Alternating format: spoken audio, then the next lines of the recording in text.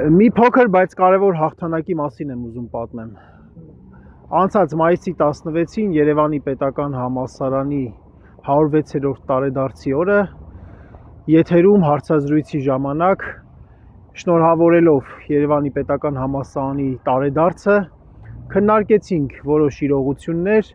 եւ այսպիսի մի գնահատական հնչեցրեցի, որ ցավոք երբեք այսքան ցածր չի եղել Երևանի պետական համալսարանի ռենոմեն։ Այդ բարերի համար համալսարանի ռեկտոր Հովհաննես Հովհաննիսյանը ինձ դատի տվեց պահանջելով փոխհատուցում 500,000 դրամի չափով,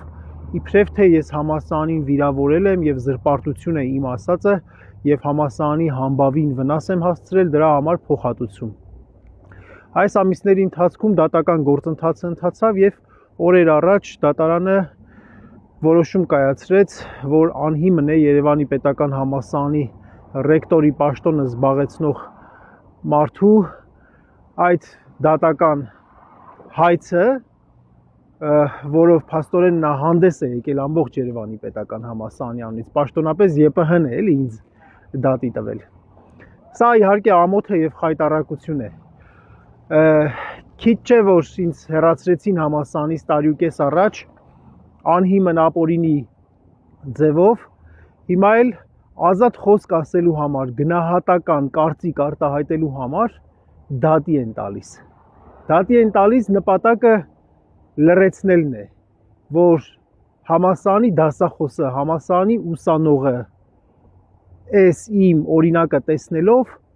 չխոսի, իր կարծիքը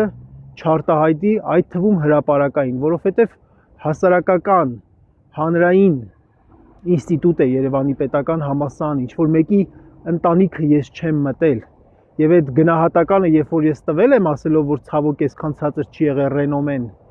դա վերաբերել է կառավարմանը համալսարանի, դա չի վերաբերվել իմ վերաբերմունքին, իմ մայր բուհի նկատմամբ, որի հետ իմ գիտակից կյանքի մեծագույն մասն է անցել 1998-ից մինչև 2024 թվականները ես Երևանի պետական համալսարանում եմ եղել որպես ուսանող, որպես դասախոս, ասպիրանտ, դիտքարտուղար, փոխդեկան, պրոռեկտոր եւ այս հանգամանքը հաշվի առնելով ես ուղղակի ուզում եմ ասել ամոթա մի արա նման բան եւ դու միևնույն է չես կարող այս դեմոկրատիայի քողի տակ քողարկված